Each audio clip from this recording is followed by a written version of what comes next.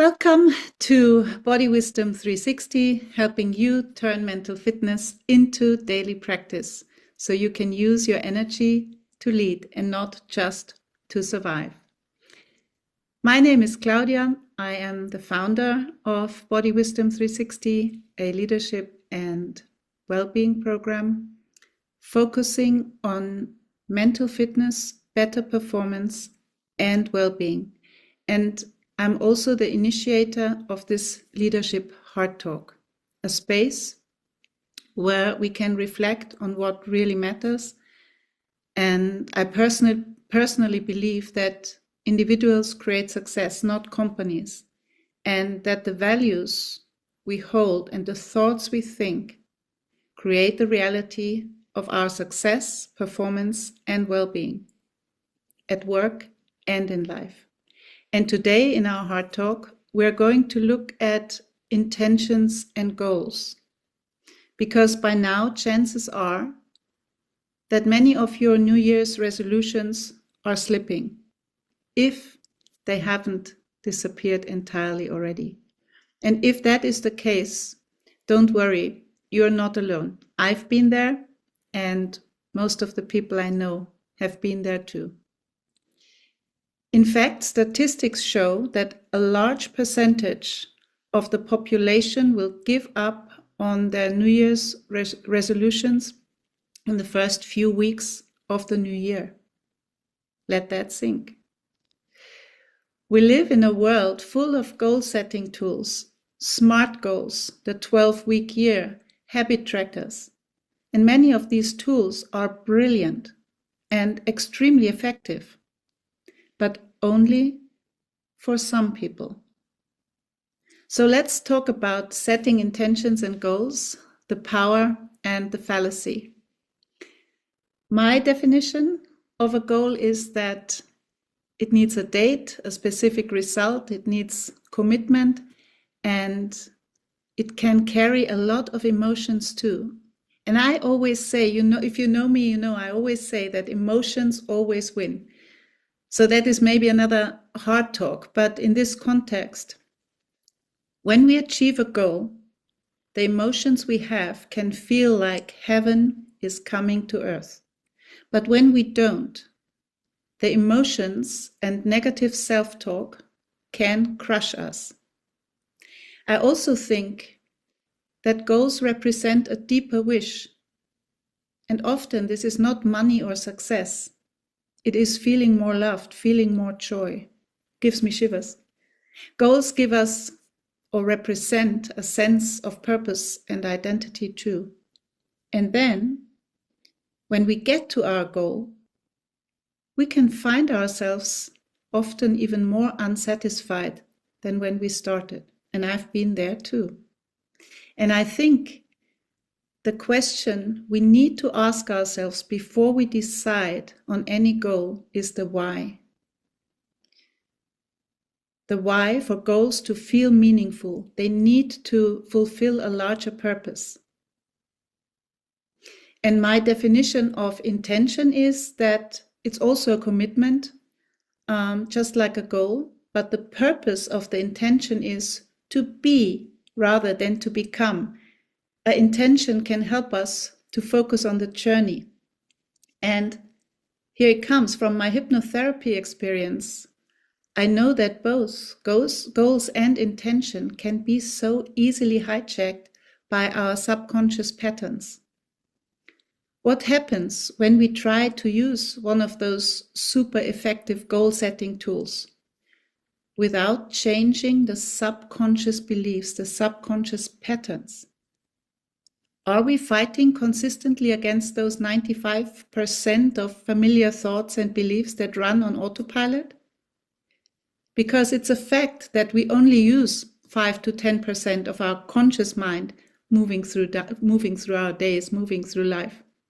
And I also believe that having accountability is super important when it comes to intentions and goals, so that we can stay on track, especially in leadership. This can become very tricky. Accountability is something that can open a can of worms. because asking someone to be an accountability partner is also suggesting, maybe in between the lines, that I'm not good at this, I'm not good enough, I need help. And many leaders are afraid to ask for help. They fear of losing face, looking weak, being seen as not in control can be huge. So they carry everything alone and keep quietly moving towards blaming the circumstances, the team, or something else for not achieving a goal. It's hard to admit, right? So we are in mid-January, and I think this is a great time to talk about this subject. Many goals and intentions are already fading, and our minds are totally okay with it, because the mind is designed to stick to what is familiar, and anything unfamiliar is not easily accepted by the mind, because unfamiliar things are considered a danger. That's how we are programmed. It's a tribal instinct that has followed us into today's modern world. Personally, I don't set exact goals with a time and a date and an outcome. I have intentions to achieve something, and my intention is to bring Body Wisdom 360 to every office on this planet. Smile, smile. But of course, in order to achieve that intention, I would need more structure, more numbers, more exact dates. So I think that intention and goal setting needs to go hand in hand. And I do definitely need accountability to stay on track with that. There are so many important questions coming up from me right now in this context, where, where do goals empower me? Where do they quietly exhaust me? And what are my inner patterns which decide which way I go? Am I aware of my mental autopilot system? Or do I do what I've always done and therefore get what I've always gotten? But now let's dive in. With me today is Sarah Young from Stagewise Coaching. Hey, Sarah. Hi. Always good to have you here. And Sarah is helping leaders to build presence and confidence and authority for better leadership. And then there is Sophia, who is an independent coach supporting people finding focus and drive their own professional or personal dreams forward. So welcome, and thank you for being here with me today. I'm really excited. It's a super subject. I love this because, thinking about goals and intentions and the subconscious mind, mixing it all in this big bag of our mutual experience together, and what we think about it is quite cool. So when you hear the words goals and intention, what does this topic bring up for you personally, but also in a professional context? What are the benefits and the frustrations around it, and how does it link to you as a leader? Who wants to start? This is a big one, Claudia. I know. Actually, when I prepared this, I didn't know where to start, because when you sit down and think about goals and intentions, for me personally, I never thought about, okay, what could be all the components I have to consider, and diving deep and also listening to clients. They say, I have this and this and this goal for this year for my job or for my personal life.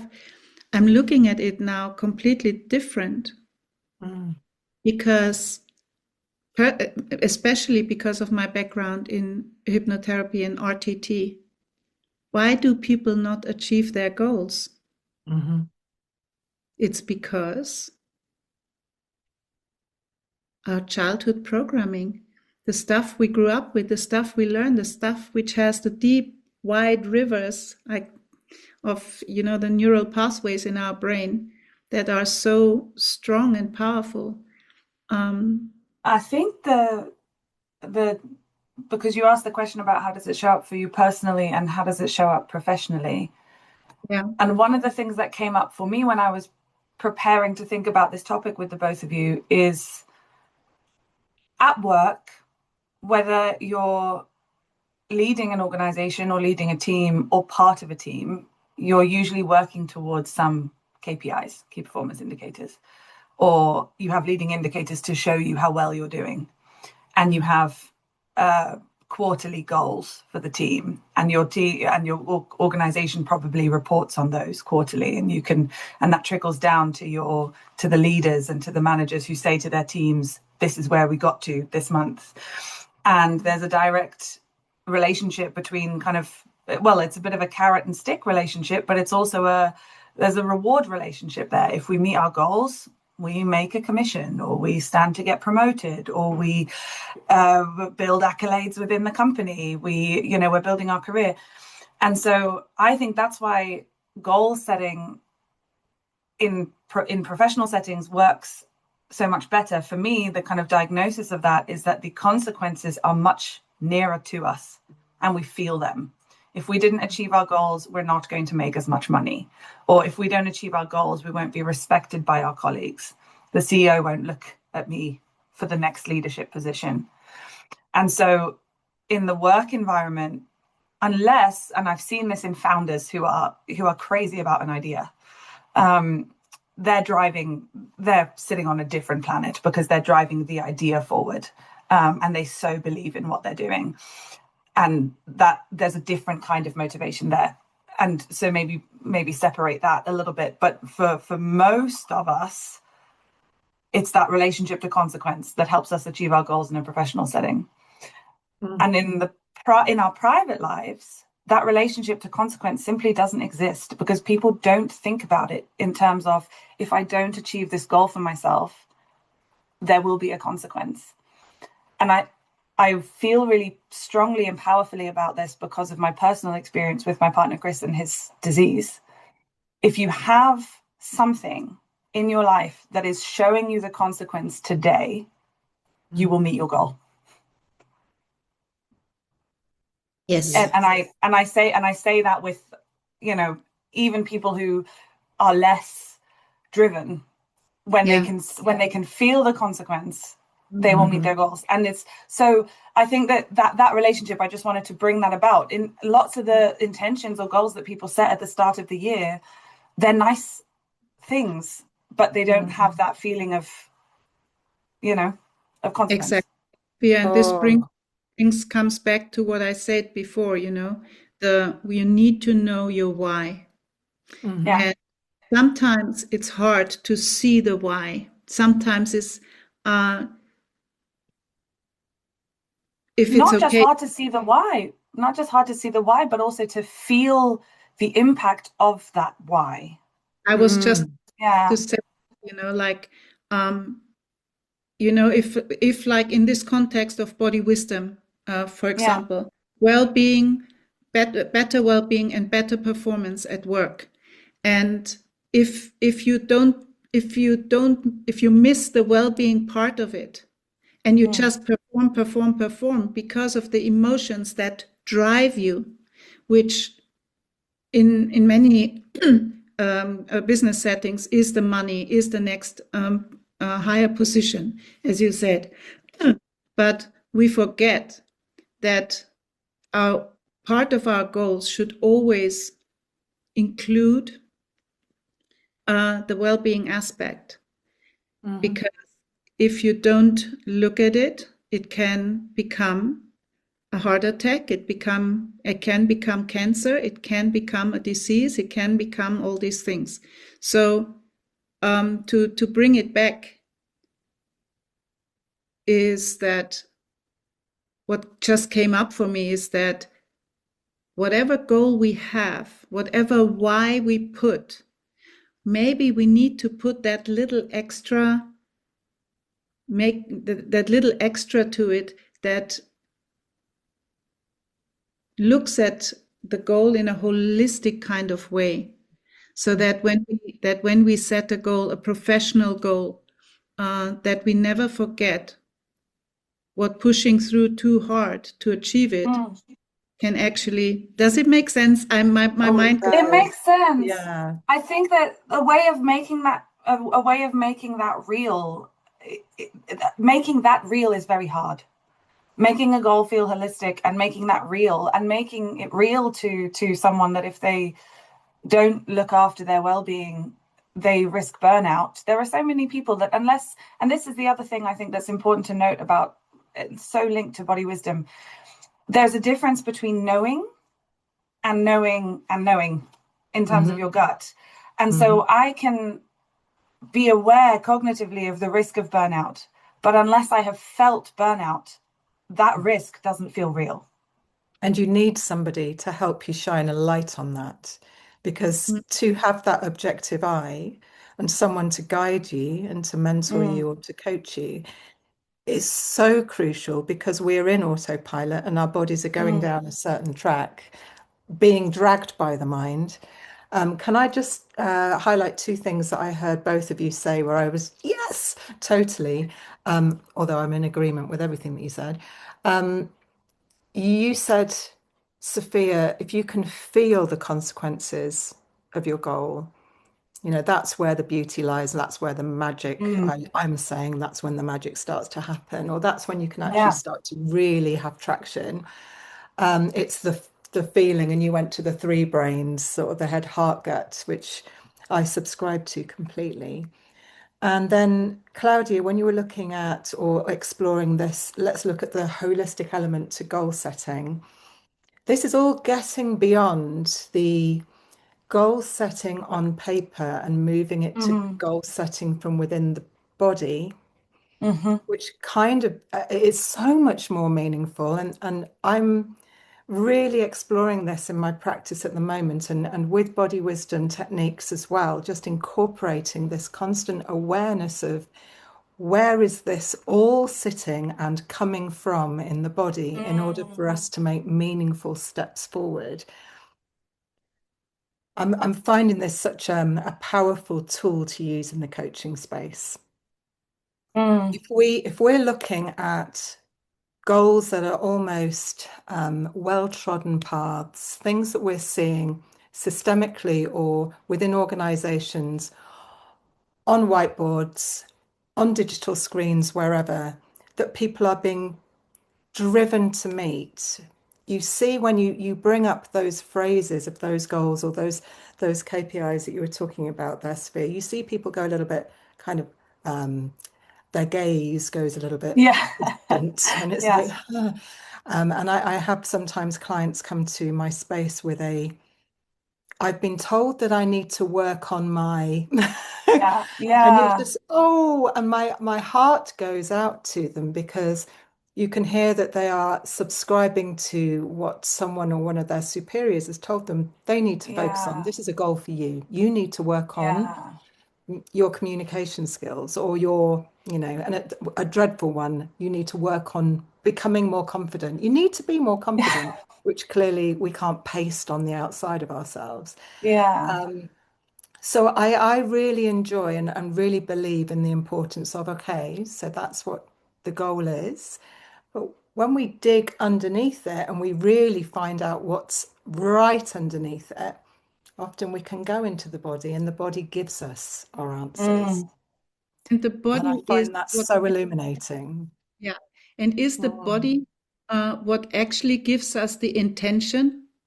Is the body that part, between goal setting and intention? Is the body that part that actually guides our intention? If that you know how to listen. If you us into the now, right? Where do I feel it in my body? And am I still aligned with my goal? Does that feel like I can reach my goal? Yeah. We do a really interesting exercise in two things actually coming up for me from the coactive world, which are one big part of the way Coactive works with clients is to create perspectives that feel real and valuable and useful. And those are totally individual. So as a coach, you're kind of guiding people into a perspective that feels like they can put it on like an old jacket. And if you're leading from a place that feels real to you, that's when your body goes, yeah, I'm aligned with this. And that's where you get that horrible, horrible conflict between someone at your work saying, you've got to become more confident, or you have to work on your presentation skills.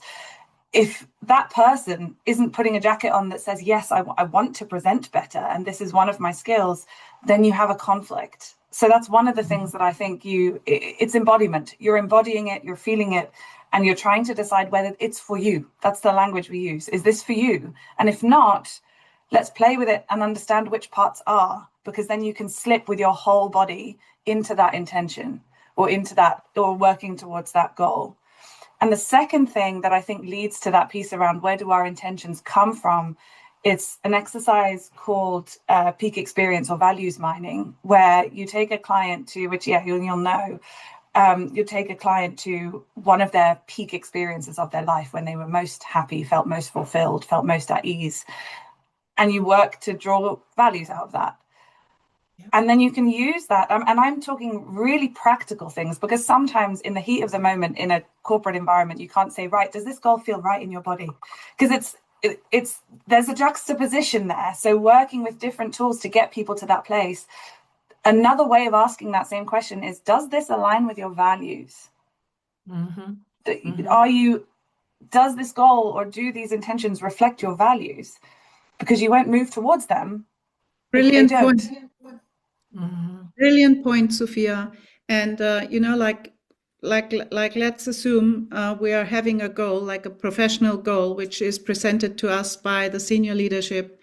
And so now you are the mid-level leader who has to execute that goal, and who sits between senior leadership and the team, and which is, in my opinion, the most difficult job, because you carry so much pressure.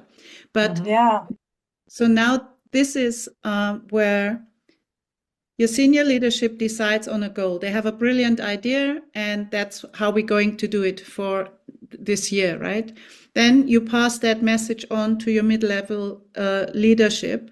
And this is the point, the breaking, or whatever you want to call it, that breaking point where that mid-level leader goes and says, wow, I feel totally excited about this goal. I'm going to push this message. I push this message through all levels of, of the organization, and I'm so excited about it. And this is the moment where emotions, this is the moment where excitement, this is the moment where actually the goal can be achieved, because it feels aligned with your body. So you don't have to talk about where do I feel it in my body, because the body will tell you immediately. Because it's there. Exactly. Because your body will tell you. Exactly. But then the other thing could be, and this is where I see that often, I have a client, a female client, and she is in that position. She has to pass on the message from above to 300 team members, and she really struggles, because she knows that the decision the senior leadership made doesn't work with her team.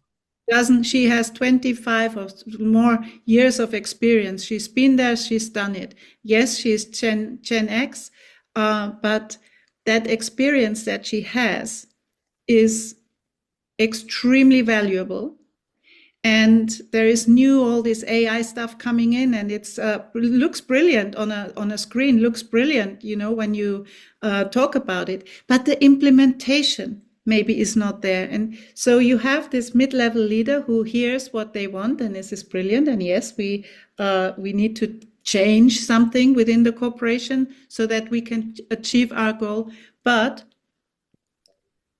the person who has to deliver it, carry it out, push it through, feels so much pressure, because there is two things. One is experience. Oh, I don't think that can happen. The other one is insecurity, because maybe of age, you go like, maybe they're all so much smarter than me, and I can't do this. Maybe I'm too old. Maybe I'm not getting it. And the third thing is the body. The body is telling you, no, it doesn't happen. It doesn't work. And if I go with this message to my team, they go like, Yeah. when we do that, or how shall we do that?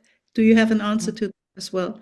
So either this point, this moment where either excitement or extreme pressure or frustration is showing up, that's the moment where the goals are getting either in conflict or in harmony with an intention. Mm. Can I jump in? Oh, sorry, no, you were finishing? No, of course. This really speaks to me of a client who was in a similar position but had I think, a different response to that pressure from above. Being a project manager, taking on all these goals and tasks, and then disseminating the information and galvanizing the team that this client was working with. Rather than it being, okay, oh, well, I know that I'm the expert and it's just the pressure that I'm caving under. This particular client was told communication skills need to be better. And what we worked out with him was that he actually had the people pleaser saboteur, the determination to keep everyone happy, crippling his decision making. And that was affecting his breath so significantly that his communication was impaired. So his ability to voice, to articulate to both superiors and to team was being so significantly impacted upon that there lay the problem with his confidence. So as soon as you start to dig down into this and you work out, okay, it's not just be more confident, or it's not just communicate better, it came all the way back to how this conversation started around values and aligning your actions with your values. And as soon as we got to that bit, everything was unlocked. The communication became clearer, the body relaxed, the breath returned, and suddenly everything became more streamlined. There was an ease and a flow, and it was just so beautiful to observe that kind of breakthrough with this client. I just wanted to bring that in as kind of a case study, if you like, but it was along those lines that both of you were talking about there. Powerful stuff, right? When we really start to get right underneath. And the other thing is, when we are contracting, or certainly when I'm contracting as a coach, this is the area where we set up goals. So we work out what the zoom in is going to be, what the focus is going to be that we're going to explore. Noticing whether that is that person's goal or somebody else's is really important, even if they think it's theirs. And then sometimes noticing, it takes a few sessions for them to realize it's not their goal. Absolutely. So sometimes in 6 sessions or whatever, halfway through, it can be that late before we go, hang on, so our overarching goal was this. Do we still think that's it? Is that what you actually are working at? And then those individual goals at the start of each session, it's so interesting when you're able to challenge those and say, is this what we're actually working towards? And for someone to go, oh, actually, I don't know. No, it's not that. We're actually trying to get to this. So that kind of using a goal as an anchor, but then really scrutinizing that goal to see whether is that actually what we think it is also quite an exciting thing to be working with. One of the questions I always ask when we in the start of a coaching relation, in the start of a coaching relationship is, I always try to make the goal really clear and to talk a little bit about it. And one of the questions I always ask is, are you okay along the way to adapt? Are you okay along the way to, let other opportunities guide you towards your goal? And that is an important question, I find, because a lot of people start, oh, well, I don't know. Yeah, there is other things could happen as well, right? Or other circumstances, life circumstances. So also to prepare people to not be so strict with themselves, but to allow in, life and things and to happen. Especially if rigid thinking is already in existence. We want that agility, don't we? Yeah. All of us. Yeah. I think it's a really interesting point to explore there, and I love the positive. I love the positive intelligence frameworks for your sages and your saboteurs in this, because it's a bit like using personality types or anything like that. I mean, whether we subscribe to it or not, there is always some truth and some value in, people being led by different parts of themselves. So, and I love, particularly because Chris, my partner, and I are so different. We are wired from basically different planets when it comes to how we think about our goals, our intentions, and how we drive those forward. We will achieve perhaps the same thing, but we will have got there on two completely different routes, and we will have started somewhere completely different. So, and I think the reason I bring it up is bringing it back round to that idea of intentions. I have previously, in previous roles, frustrated my leaders and managers because they've wanted me to aim for the KPI or aim for the client renewal or aim for that. And for me, I don't think about those numbers or those goals. I start with if I know the pieces of my job that I need to do well, the goal will be reached. Mm-hmm. So I know the pieces, I work forward with integrity on those pieces, and I don't worry about the number at the end because I know that it will fall in place if I believe that the pieces are there. Mm. Chris, on the other hand, just to use him as an example, is wired totally differently. He works backwards from the thing. Mm-hmm. And is just as effective if you can. And to your point earlier about the models being useful for some people, when you find a model that drives you forward, it's that alignment with who you know you are and alignment with your values. That's what makes the tool work or not work in a way. But that's my relationship with the goals and intentions piece. I tend to lead with intentions, knowing that I'll land somewhere near the goal. And, some people, like Chris in this case, and I'm curious to hear from you both how this hits you, he will start with the end in mind, and his entire plan will be to work backwards from there. That's so interesting, isn't it? How we're so wired differently. And I'm going to say, from my point of view personally, if I went to the end goal and just focus more on that and worked backwards, I think the stress and strain I would put on myself would be extraordinary. I don't think I would be able to handle the whole cortisol thing.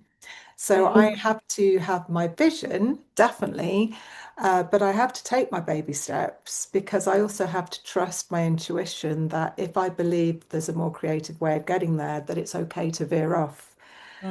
Otherwise I think I used to be more, no, there is a fixed way. There's a way I need to do it right, and I should do it this way. Yeah. Once I got rid and banished my shoulds, and of course they're all still there lurking in the wings, but once I was recognizing, oh no, something's telling me I'm supposed to do it this way. Why? Once I banished that and found the creative, follow your instinct, follow your guts, think about where it's coming from the heart. I found more creative ways for me that align with my values. So it's interesting, isn't it? Can I throw a question in? So if, like, let's say a leader is coming into our coaching room right now and says to us, I had a really great idea about a goal I wanted to achieve by the end of 2026. And like you said, Claudia, mid-January, it's fading.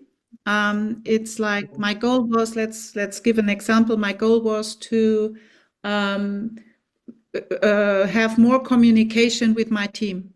To so create a better sense of belonging, better kind of communication, because I know that belonging is what drives success. Mm-hmm. Now we are in mid-January, and this is fading because my inbox is saying something very different, right? My inbox or my calendar says, time to sit down with the team and have a coffee chat? No way. Time to be in the, pantry in the morning and say, how's your family doing? No way. I have no time for that. How would we approach it? How could we approach it? To bring somebody back to say, look, what is your why? Why did you have this goal in the first place? All right. And how can we bring this person back to not let this just be an empty goal again?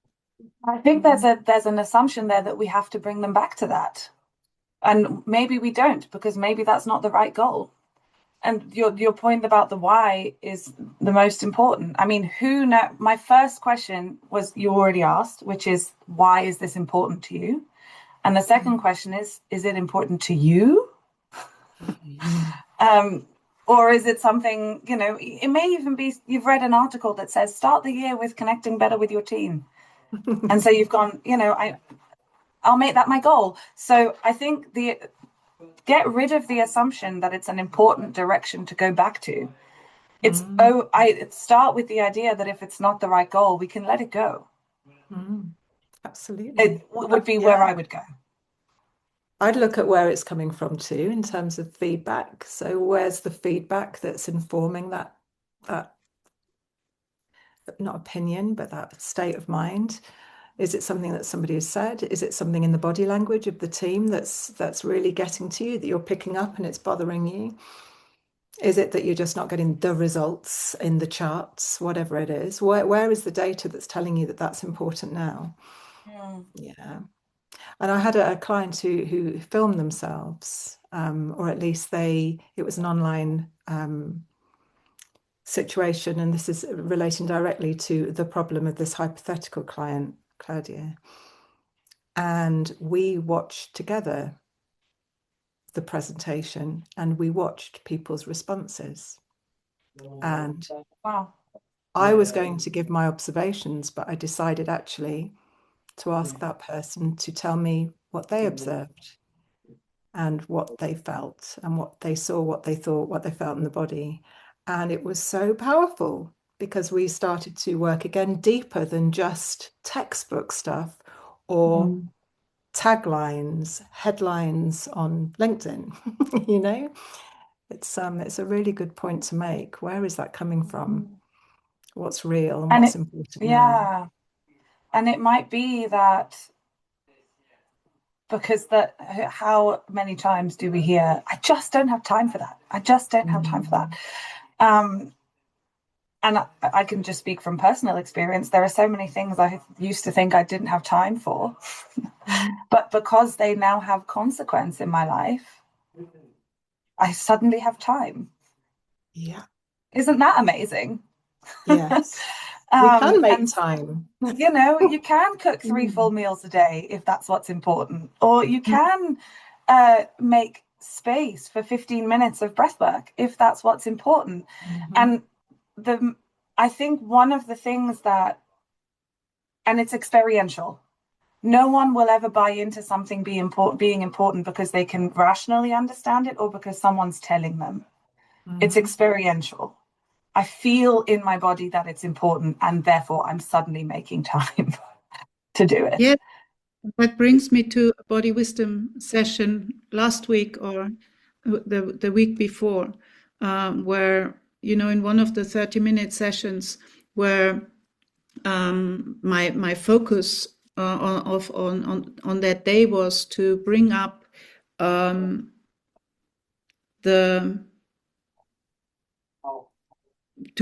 what perfectionism can do to us.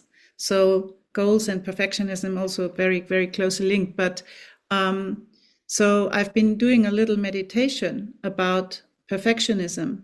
And one of the attendees of the class texted me later and she said, "Thank you so much for doing this meditation today, it resonated with me deeply. And she was crying, sitting with the team in a room. She said, I started crying, realizing that these 10 minutes of my day have actually completely and entirely shifted my whole approach to how I stand up after the session, go back to work, and realize that my health is much more important than having the perfect solution, which is maybe not even perfect. Perfectionism is an illusion, right? So, and maybe somebody else's perfection is, it's, yeah, yeah, I know, we're laughing here. I'm laughing just because someone said to me recently, perfectionism, we can let it go, but not here. And that was a really interesting, it's just a really interesting relationship with what's important. I mean, I'm laughing, but it's a really interesting relationship with what people put in front of them as ultimately the most important. And sometimes part of this work around goals is to unbuild assumptions around what's more important than something else. Yeah. But back to that, and yes, going back to that client and to that, I'm mid-January and it's fading. I'm losing it. I'm not getting there. And your answers were brilliant, because I think, asking again, one is the why, but asking again, what does it really mean to you? And this is where our subconscious autopilot will show actually what kind of ego state is running the show. And that's Can I ask a question on that? So which part of body wisdom helps us most to break down people's own assumptions? Because even that question, I mean, I've sat with clients, and particularly actually I've sat with in my work with apprentices when they're thinking about giving up their learning journey, because it's a 13-month program and it's rigorous and it's tough, and when they're thinking about giving it up, we go back to the why. But I find many people really struggle with articulating a why that feels true, because they're being told by their managers, by their organization, or even by the title of the course, this is important, I need to know this. And so what tools do we have available to us in those settings, in that moment where you're in conversation or with this hypothetical client, to get to that layer deeper so that they can authentically answer the question, this is why it's important? Because you get people stuck in their head. They're stuck in their head and they don't know in that moment how to go away. And in a coaching session, you have time to explore, you can play with it. But what if you're in a work setting? Or what if you're dealing with a colleague? Or what if, how can we use body wisdom to support that then? Let me answer this. I love to answer this question, because in body wisdom is a program which you attend to weekly, and you exercise your brain and you get more clarity through activating your senses, through better breathing, through letting go of tension, and through micro movement, desk movement, so that you actually create flow. But what makes the real difference when it comes to how do I lead my team, or how do I execute my instructions from the senior leadership, etc.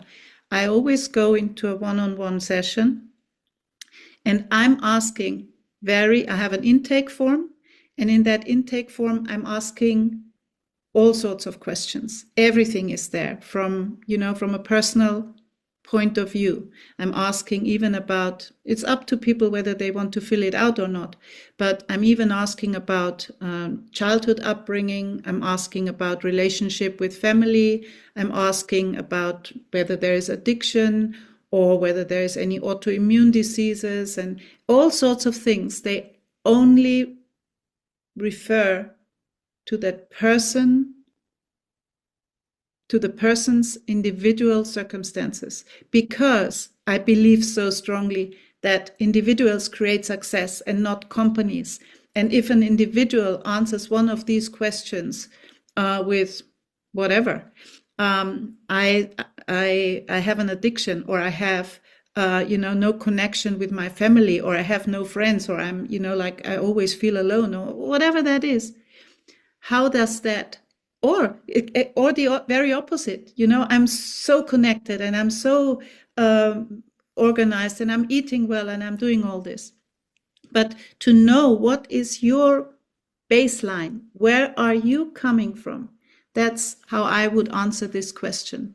And when people go into that area, some find it very difficult. Sometimes it takes 3 months, 6 months until we come to that point, if we don't do a hypnotherapy session, because some people just feel uncomfortable doing a hypnotherapy, which could actually shortcut the whole process to come to the point much earlier. But if it doesn't feel comfortable, it doesn't feel comfortable. But, this is where you get to know yourself. And this is where you know when, how, why, and what, your goal and your intention, which in my opinion have to go hand in hand.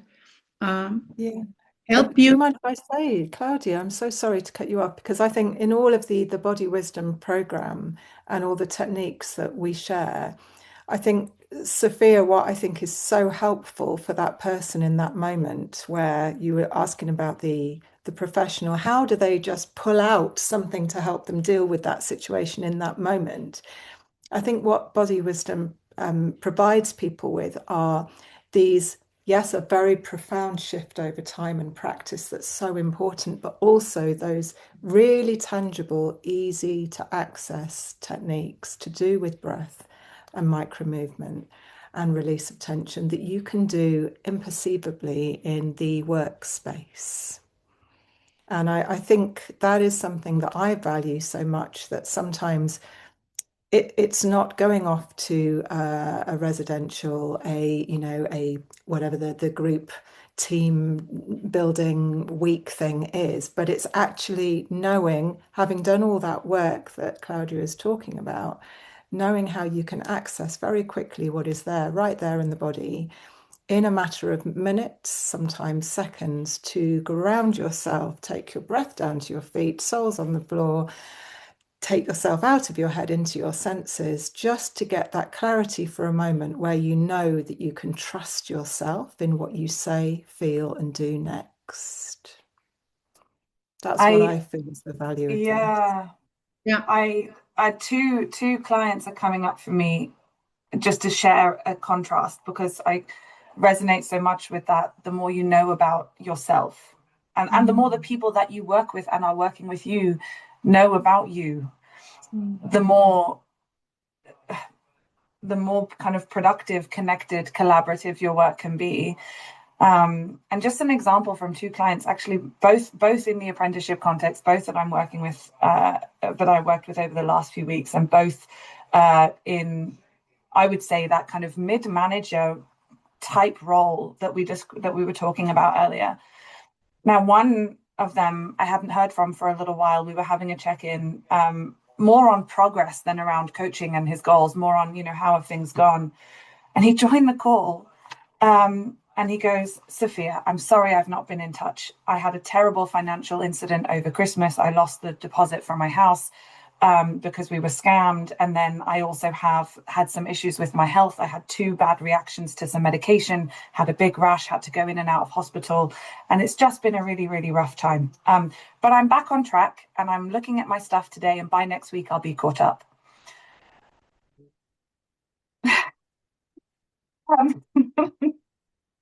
And I was in this kind of tension moment where he was like, no, I know, and this is in relation to goals and into intentions, because the apprenticeship is guided by milestones you must hit, and then, and he was going, no, by next week I will. And we had a bit of a coaching conversation around what's important right now. And he was adamant that bringing himself back up to speed and grounding himself in his apprenticeship work was where he wanted to be, because it gave him something that he could control, that he could excel in. And, so we left that, and I thought, I have to have trust. I have to have trust.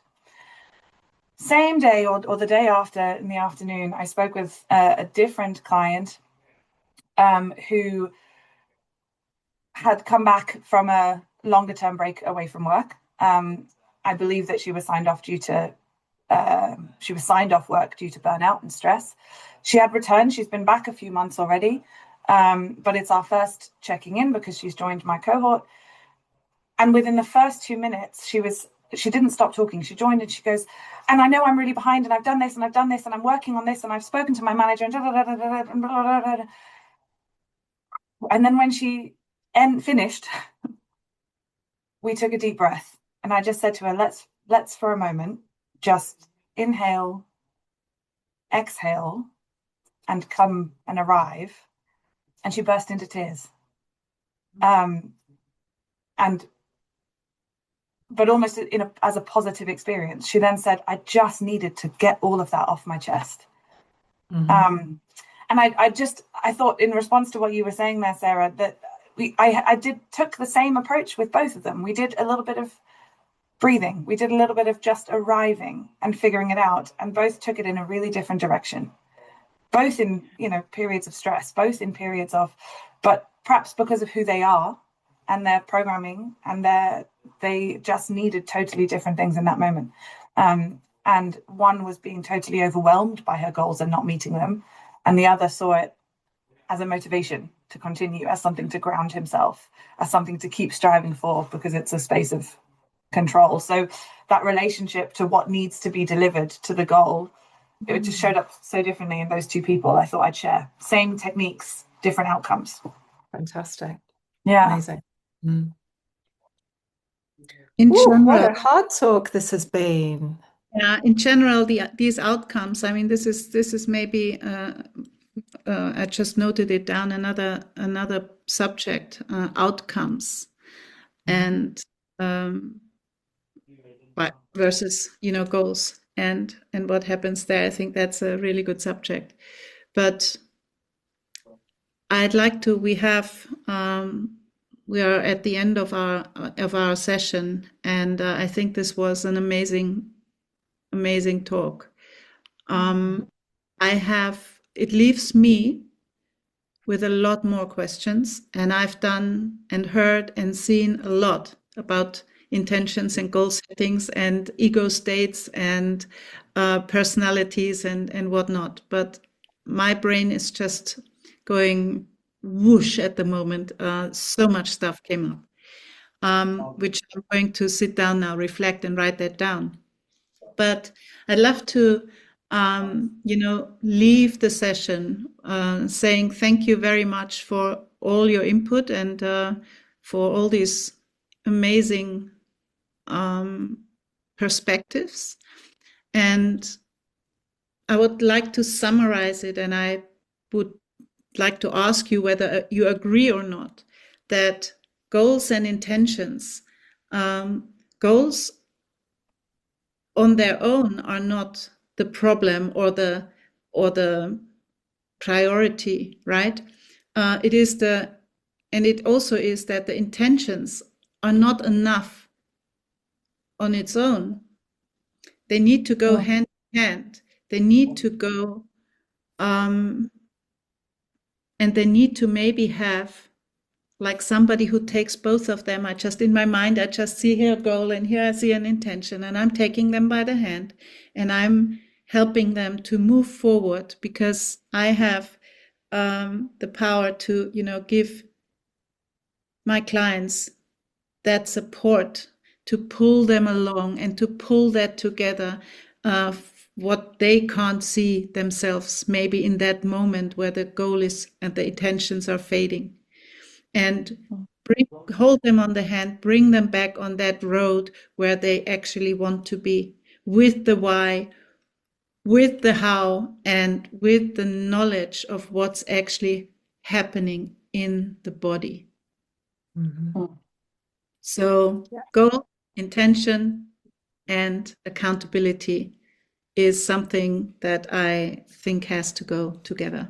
And we can pick it up any time of the year, and we don't have to feel frustrated if we are slipping off slightly because life is happening. Or subconscious 95% belief system is moving us back to what is familiar. Mm-hmm. Yeah. There we go. Thank you. Any Thank you so much. I've got loads of energy now. Yeah. I think it's a topic to be continued. I mean, my reflection is that we spoke about so much more than just goals. And that makes total logical sense to me, or goals and intentions. It makes so much logical sense to me because most of life is the journey. And that maybe sounds a bit twee, but most of life is the getting somewhere. So it's all of that deserves the most attention before you get to the thing. We can get somewhere with so much more joy, with so much more feeling in balance than with consistently chasing and chasing and chasing something that, is the journey. Thank you both. All right. Thank you too. See you in the next Hardtalk, hopefully. And until then, lots of love. Bye-bye.